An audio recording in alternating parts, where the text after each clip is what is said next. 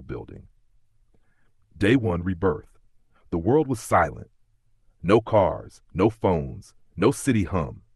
Just the soft whisper of wind brushing against old wooden beams, birds chirping in the distance, and the creak of an unfamiliar bed. Maya's eyes fluttered open. She gasped for air, lungs burning as if she just surfaced from drowning. Her body jolted, drenched in cold sweat, chest rising and falling like she had been running for miles. Everything was unfamiliar. The scent of herbs, the rough wool of the blanket, the flicker of warm sunlight slipping through cracked wooden shutters. Where? She croaked, her voice small, dry, and oddly childlike. Then she saw her hands, small, pale, delicate fingers that weren't hers. She sat up slowly. Her heart pounded. The memories rushed in like shattered glass. A car accident. Her body broken. The pain, the light, then darkness. And now, this. Her fingers trembled. She touched her chest, her cheeks, her arms. Everything felt real, too real. Just then, the door creaked open. An old woman in a patched dress stepped in, holding a wooden bowl. "Oh, child, you're awake. Thank the stars." She rushed over and placed the bowl on a crooked table. "You were unconscious for 3 days. We thought we lost you." Maya stared at her, confused. "Where am I?" she asked. "In Eld Hollow," the woman said kindly, helping her sit up straighter. "A quiet village near the Whispering Woods. You were found alone, barely breathing near the riverbank. No name, no family. Do you remember anything?" Maya hesitated. Her mind raced. This wasn't a dream. This was a different world. And somehow she had been reborn. Her memories of her past life were intact. Her knowledge, her thoughts, her mind, but her body was no longer her own. She looked the woman in the eyes and softly said, "My name is Maya." The old woman smiled gently. "A lovely name, then Maya it is." Maya glanced at her reflection in a bucket of water. Her new face was young, around 12 years old, with big amber eyes and wavy black hair. Her skin was pale, her expression calm, but deep inside, a fire had already begun to burn. As she reached for the wooden bowl, the woman's hand brushed against hers. New skill detected. Herb lore basic. "Do you wish to copy this skill?" A soft chime echoed in her mind. Maya froze. Her eyes widened. A system, she could see it, floating faintly in the corner of her vision like a translucent screen. Unique skill, echo touch. Copy any skill permanently by physical contact. Cooldown, 24 hours. Skill theft, no. Detection, undetectable. She almost dropped the bowl. So it was true. She really had been given something extraordinary. Maya smiled faintly to herself, lowering her head so the woman wouldn't see. "Thank you for saving me," she whispered. But inside her mind, another thought formed. "I don't know why I was brought here, but I won't waste this second life." Would you like day 2? Day 2, exploring the village, continuing Maya's journey in the medieval world. Day 2, first steps into Eld Hollow. The sun had just begun to rise over the thatched roofs of Eld Hollow when Maya stepped outside for the first time. The air was fresh, tinged with the scent of damp soil, firewood, and wildflowers.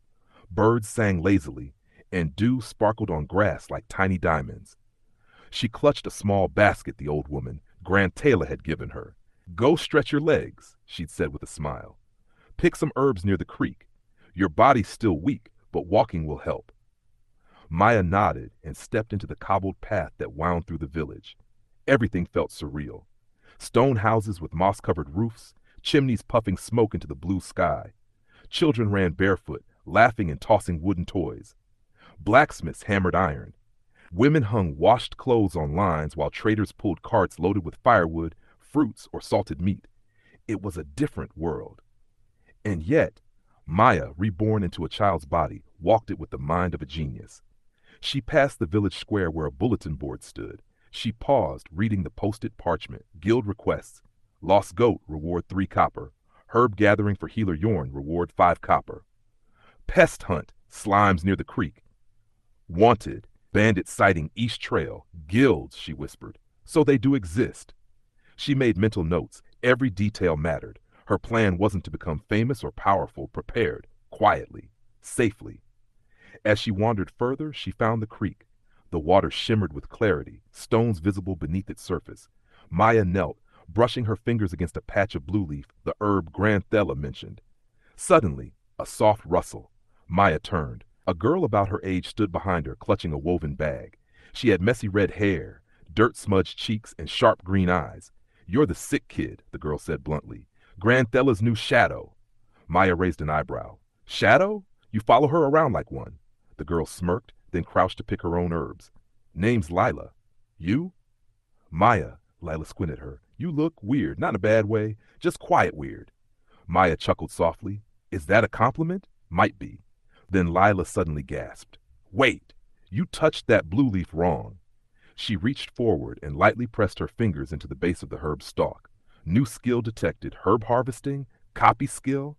Maya hesitated, then chose yes.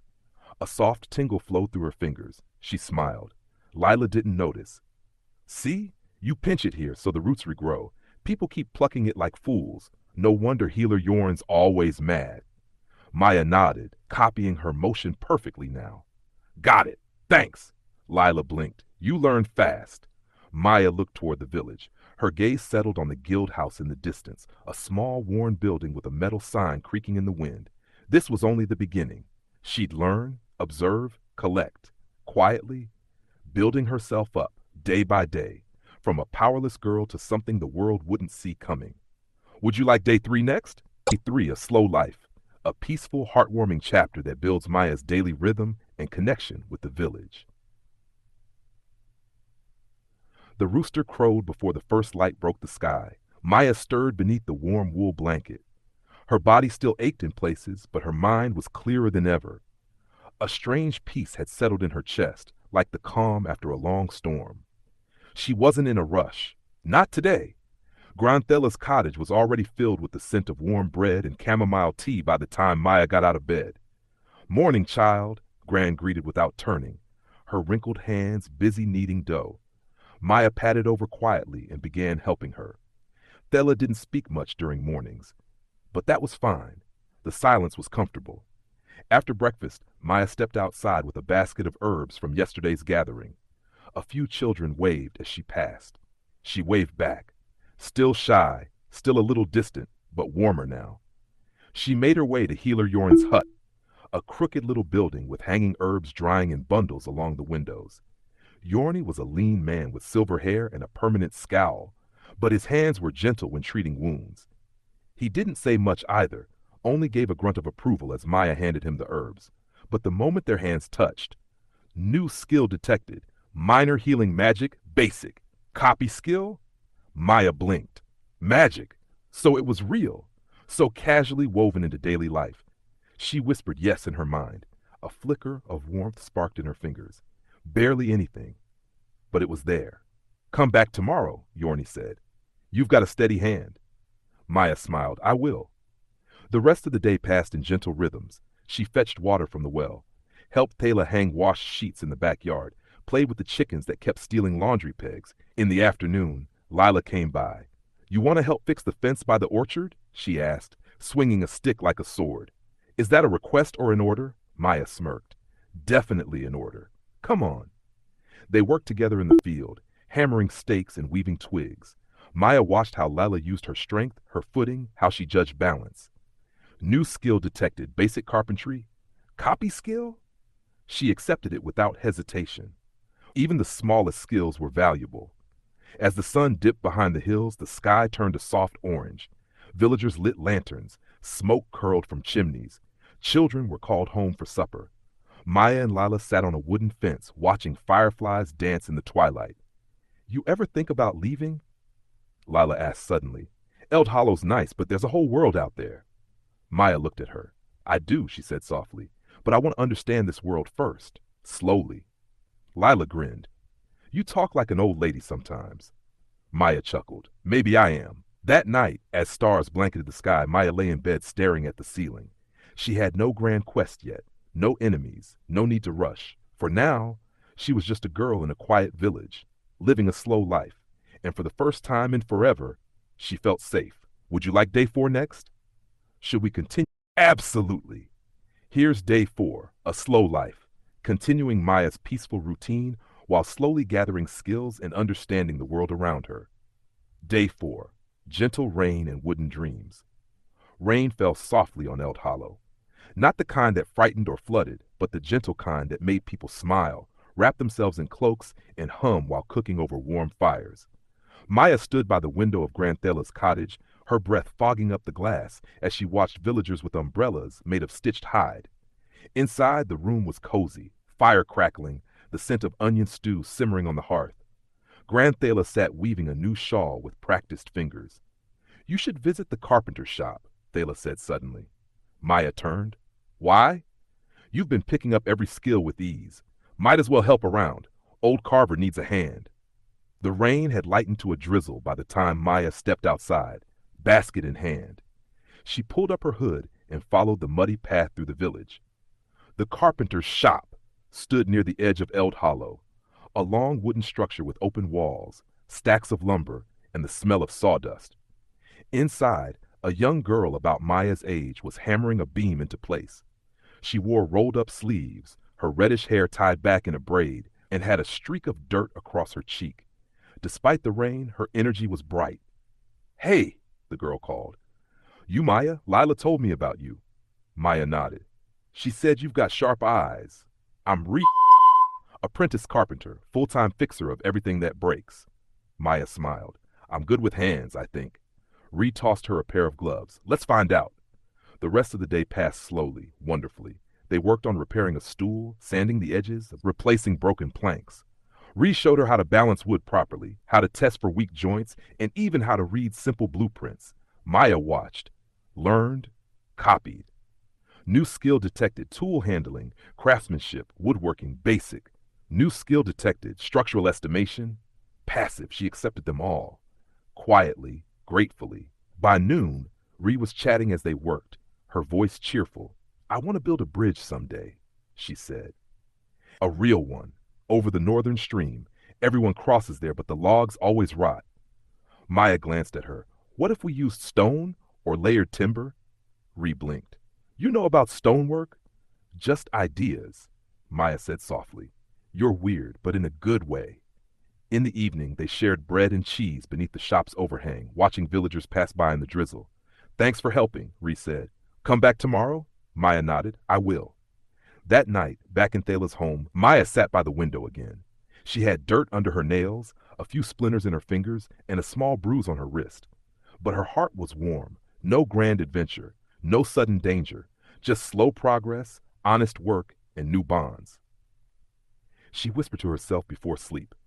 Even if I stay hidden, even if I don't fight like others, I'll still grow stronger, one peaceful day at a time. And with the sound of the rain on the roof, Maya drifted into dreams of wood, tools, and quiet laughter under cloudy skies. Would you? Let's return to the warm, sawdust-scented heart of Eld Hollow. Here's day 5, back to the carpenter's shop, where Maya begins to feel more at home, learns deeper craft, and starts dreaming a little bigger. Chips, chisels, and quiet confidence. The morning sun pushed away the last of the rain clouds, leaving behind glistening leaves and muddy puddles. A few birds chirped lazily, stretching their wings after the storm. Maya woke early, a quiet determination in her chest. She washed up, packed a small lunch of dried fruit and bread, and left Thela's cottage with a smile. The carpenter's shop welcomed her like an old friend, sunlight pouring through open beams, the scent of pine wood heavy in the air. Ree was already there, sleeves rolled, hammer swinging. You're early, she called. I like that. I couldn't stay away, Maya said, stepping in. Ree grinned. Then you're ready for something harder today. They started with a new door frame for the apothecary's house. Maya held planks steady while Ree measured and marked cuts. Then they switched roles, Maya measuring twice, cutting once. Slowly, confidently. Solid cut, Ree said with raised eyebrows. You're getting good. Maya blushed, but her hands moved with certainty. Skill mastery progress, woodworking, basic, intermediate. Later, they repaired a broken cradle brought in by a young mother. The cradle was old, the joints wobbly, but the carved vines on the side showed care. We don't throw things like this away, Ree murmured, fingers brushing the design. Maya traced the vines too. We fix them, make them strong again. Together, they did. By midday, they were both sweaty and covered in sawdust. Ree handed Maya a water flask and plopped onto a bench. I wasn't sure about you, Ree admitted. You're quiet, kind of mysterious, But you've got good hands. The wood listens to you. Maya looked at her. You think wood listens? Of course. You can't force it. You got to feel the grain, respect the shape. That's the difference between building something and just slapping it together. Maya smiled. She liked the way Ree thought. It wasn't flashy or loud. It was steady, thoughtful, like the rhythm of a heartbeat. She wondered if that's what strength looked like in this world.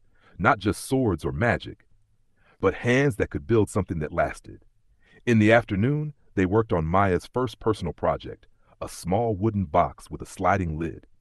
It seemed simple, but Reed challenged her to do it all herself. Measure, cut, join, sand. Every step required focus, every mistake, a lesson. By sunset, Maya held the finished box in her hands.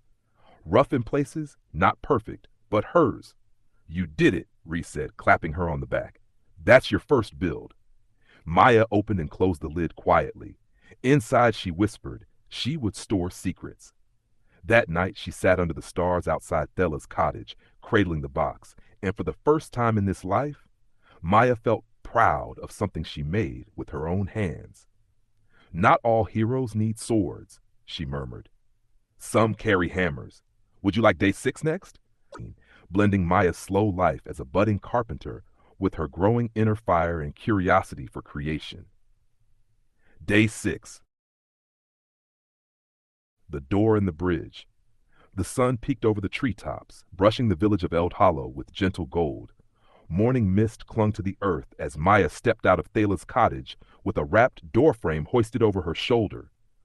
It was her first commissioned project, a doorframe requested by the mysterious apothecary at the edge of the village.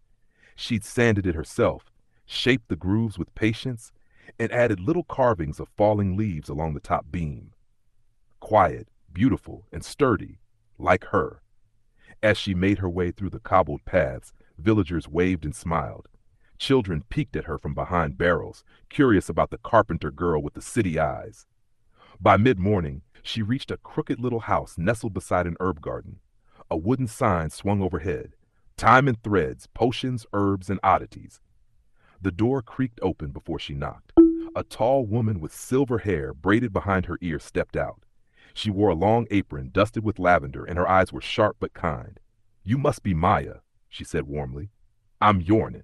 Come in. The interior was a blend of potion bottles, dried flowers, and warm sunlight. The scent of mint and lemon balm filled the air. Maya laid down the doorframe, and Yornin's eyes lit up. You've done well. May I? Maya nodded, and together they worked. Yorni offered guidance while Maya hammered and adjusted. The final tap echoed in the stillness. Then a soft chime. It wasn't the hammer or the wind. Yorni paused, then smiled. This house remembers magic, and it remembers intent. Maya blinked, feeling a light hum run through the wood. Was that from the frame? Old things respond to new care, Yorn said simply. That frame was made with heart. That's rare in any age. Before Maya left, Yorni gave her a small glass vial filled with golden liquid. For splinters, bruises, and beginnings, she said with a wink. Nightfall back home, candlelight danced on the walls of Maya's room. She sat cross-legged on the floor, her carpenter's box open beside her. She pulled out a fresh sheet of parchment and stared at it in thought. A village boy had mentioned how hard it was to reach the east fields during rains. The river swelled too much. The detour was long. She tapped her pencil to her lip. What if we had a bridge? Her hand moved, slow and sure. She sketched a simple wooden beam bridge, planks resting on heavy logs bound with rope, stabilized by angled supports. Nothing fancy, just something they could build. She calculated rough measurements in her head, listing out what the village already had. Wood? Check. Rope? Check. Stone? Plenty. Willing hands? Maybe. By the time the candle burned low, Maya sat back, satisfied. The design was clear, the first step to connecting more than land. She folded the drawing gently and placed it in her wooden box beside the vial from Yorn. Then she looked out the window. The moon hung over the forest. The stars were soft. The night was still. And in her heart, something whispered. This is what I was reborn for. To create, to connect, to build. And with that thought, Maya curled up under her blanket and drifted into quiet dreams of bridges, doors, and golden mornings yet to come. Sharing the dream, Where Maya opens up and takes the first step toward building more than just wood and nails, she begins building trust and teamwork. Day 7. Maya and Ree, building dreams. Morning in Eld Hollow came with the scent of dew and the clatter of tools. The carpenter's shop buzzed with familiar sounds, sawing, hammering, the occasional frustrated grunt. But today Maya felt different, like something important was about to begin. She tucked the folded bridge design into her apron and made her way through the back alley to the workshop, where sawdust danced like pollen in the morning light. Inside, she found Ree, the carpenter's only apprentice, a lively girl with sun-kissed freckles and short, choppy brown hair. She wore a leather apron 3 sizes too big and handled a mallet like it owed her money. "Hey, Maya," Ree called, brushing her bangs from her face. "Back for more sanding punishment?" Maya smiled shyly, then held out the parchment. "Actually, I wanted to show you something." Ree raised an eyebrow and took the folded page. She opened it carefully, eyes scanning the sketch with furrowed brows. A pause. Then her eyes widened. "This is a bridge?" Maya nodded. "A real one. Something simple but strong enough to cross the river near the East Fields." Ree blinked. "This is good. Like, really good. These support angles? And the cross bracing? You didn't just scribble this. You planned it." "I used what we already have," Maya said quietly. "Wood, rope, stones, no magic, just what's around us." Ree looked up, her expression softening. "You want to build this?" "If people help, yes," Maya replied. "But I don't know how the others would react. I'm just the quiet girl with calluses." Ree snorted. "You're the only one who reshaped Master Tovrin's warped door and didn't break a sweat. You've earned a voice here." She folded the parchment carefully and pressed it to her chest. "You know what? Let's pitch it. Today, I'll help." Later that afternoon, they gathered a small group behind the shop, Tovrin the head carpenter, 2 journeymen, and even an older mason named Gorik. Ree did most of the talking, waving the sketch in the air like a banner. "This isn't just a drawing. It's a plan. Something we can build. Something that'll save everyone time and bruises during rainy season." The others took turns examining the design. Gorik muttered something about smart lines and good tension spots.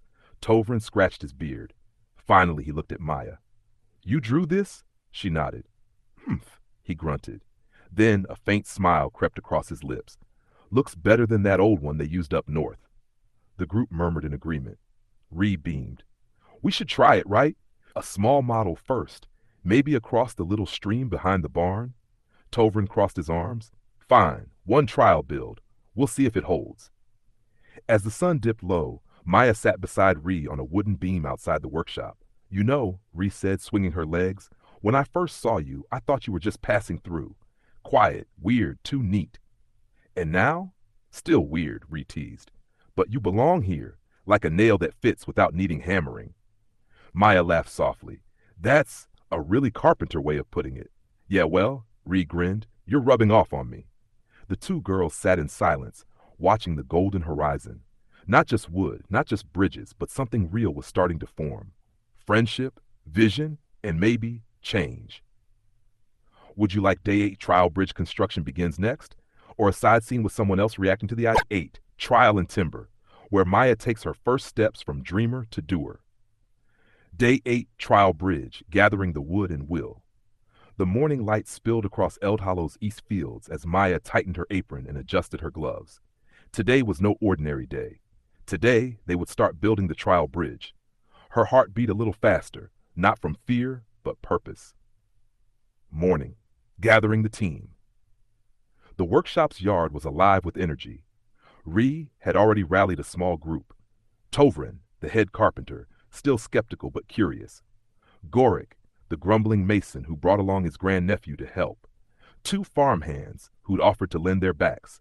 And Maya, the quiet girl with the vision. She unrolled her parchment plans across a flat slab of wood. Everyone huddled around. "We'll build the small model bridge across the stream behind the grain barn," Maya said calmly. "Just a third the size of the real one. We'll test balance, support, and foot traffic." Tovrin crossed his arms. "If it holds a cow, we talk about the big one." Everyone chuckled.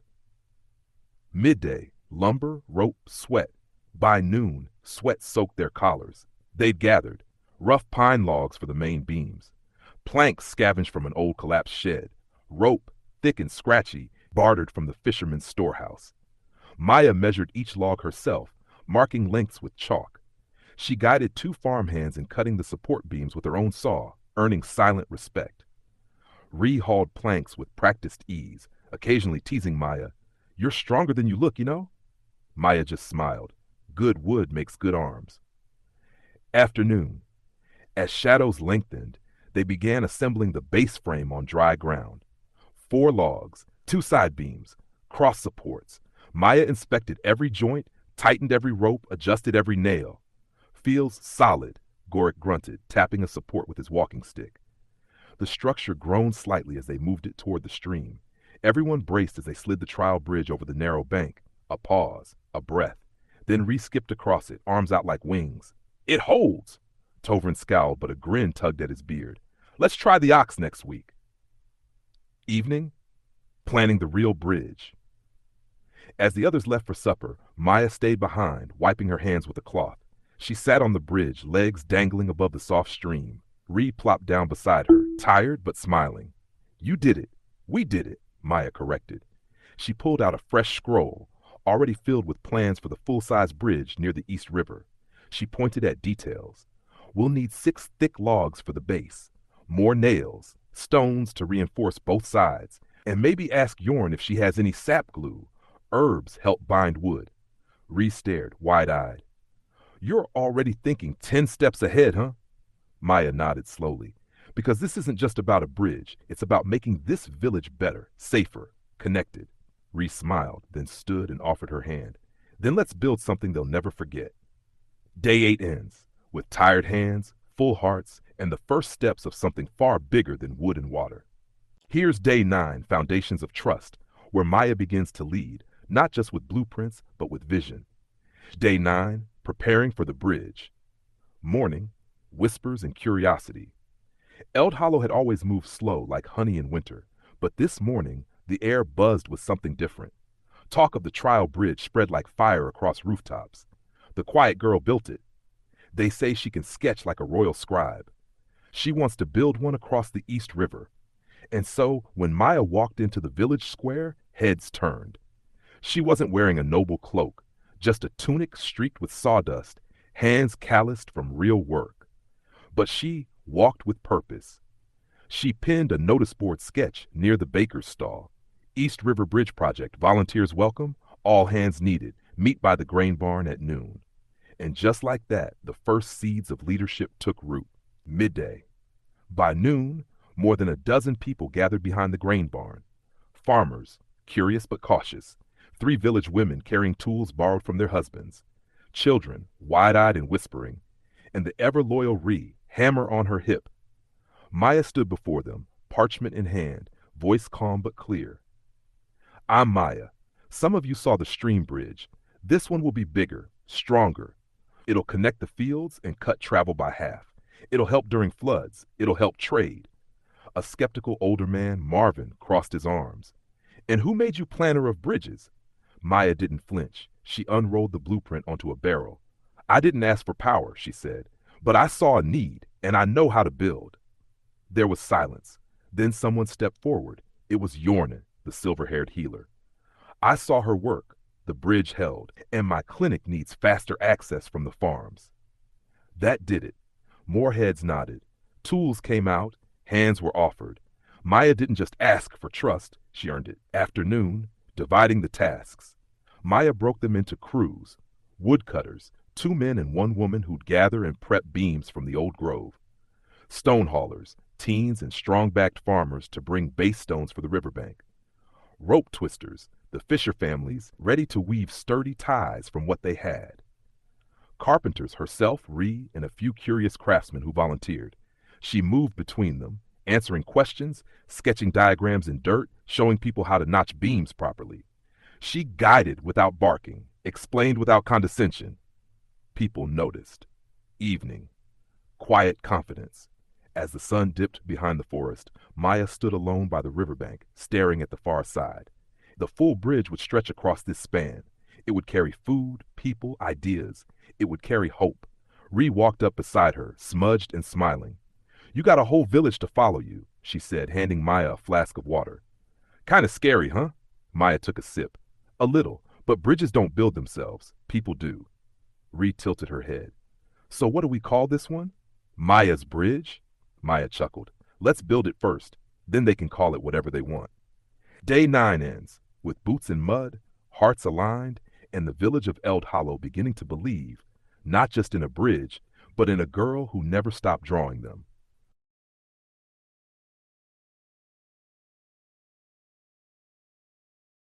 Here's day 10, laying the first beam, where sweat meets vision and Maya's bridge begins to rise. Day 10, construction begins.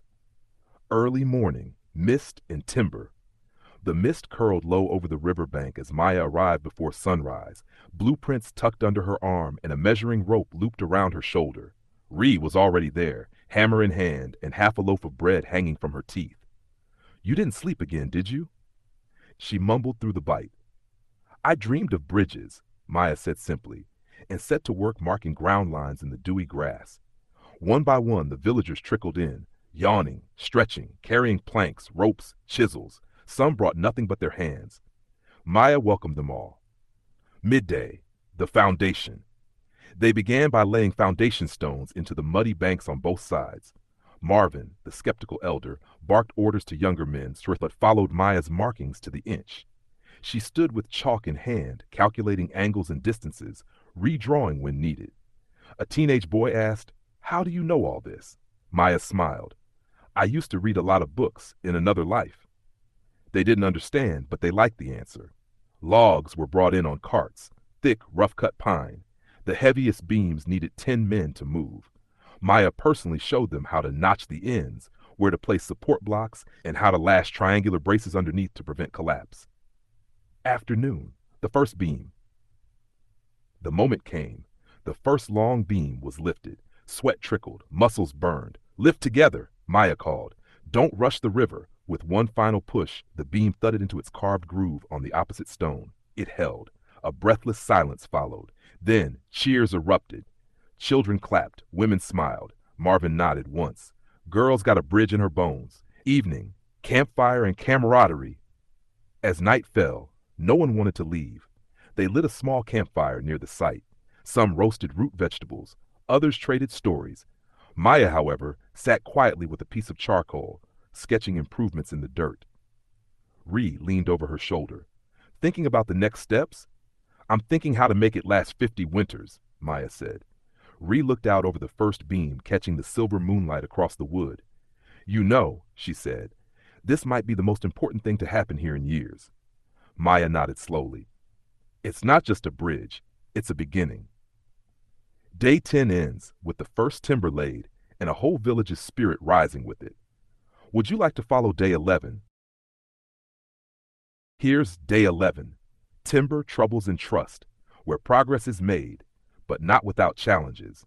Day 11, Bridge Construction Progress. Morning, steady hands, strong beams. Dawn broke with golden light dancing across the half-finished frame of the bridge. The first beam held firm. Encouraged, the villagers returned with greater energy. Maya stood atop a pile of planks, voice calm and commanding. Today we set the next 3 beams. Support braces, lashings, and rail anchors. Everyone knows their role. Let's begin. Ree organized the carpenter team. Marvin grunted but followed Maya's measurements. Children carried ropes and nails with pride. Every swing of a hammer, every tied knot, progress was visible. The skeleton of the bridge began to stretch out over the river like reaching arms. Midday, a sudden test. By noon, clouds rolled in, gray and sullen. A light drizzle slicked the beams, making them harder to walk on. Then a shout, "Beam 2 is slipping!" The rope lashing had loosened. One side of the new beam tilted dangerously. A young boy, Tar, was still on it. Maya dashed forward, climbed the scaffolding barefoot, ignoring the slippery wood. "Hold on, Tar," she called, crawling toward him on hands and knees. Ree and others grabbed the end of the rope, trying to pull the beam back into place. Maya reached the boy, tied a rope around him, and shouted, "Pull!" Together, they dragged him to safety. The beam finally cracked sideways into the river with a splash, but no one was hurt. Afternoon, regrouping. They rested after the scare. Some doubted. "We could have lost someone," one villager muttered. Maya stood up, soaked and muddy. eyes calm. We learned something today, she said. Next time, we triple the lashings. We test every rope before anyone steps out. Mistakes happen. What matters is we learn from them together. Her voice wasn't loud, but it carried weight. Slowly, heads nodded. Then Marvin cleared his throat. Well, better break for Stu. Beam 4 is not going to raise itself. Laughter followed. Tension eased. Evening, building again. By sunset, 2 beams had been secured. Extra support braces were added. Safety lines were tied. A rhythm formed. Cut, carry, tie, brace. Maya sat with her notebook near the water, sketching revisions. Ree leaned beside her. You know, they trust you now, even the grumpy ones. I'm not trying to lead them, Maya said softly. I just don't want them to live the way I used to, waiting for someone else to fix things. Ree smiled. Still sounds like a leader to me. Day 11 ends, with wet boots, aching backs, and a bridge that now stretches halfway across the river. Stronger not just because of wood, but because of the people building it. Here's day 12, stone, sweat, and silent eyes, where the bridge nears completion and new eyes begin to watch. Day 12, bridge construction progressing. Morning, the stone pillars rise. The day began with fog curling over the river, but the air was crisp and dry, perfect for the stonework. Maya stood in front of a rough map drawn in chalk on the wooden fence. We're reinforcing both ends today, she said. If the river floods, we need stone supports. Wood alone won't last. Villagers gathered with pickaxes, clay bricks, and carted stones from the nearby quarry. Ree and Maya led the charge, hammering foundation stones into the riverbanks with grit-stained gloves and dirt under their nails. Children stacked smaller stones. Older men tied ropes. Even the baker showed up with a cart full of bread, grinning. No work without fuel. Midday. An unfamiliar rider. While the villagers labored, a rider passed on the forest road nearby. He was cloaked in dark gray, eyes scanning the scene from a distance. A noble scout? A curious traveler? No one knew. He watched as villagers laughed and worked under Maya's guidance. He turned his horse without speaking and rode away, unnoticed except by Ree, who caught the flash of silver on his saddle.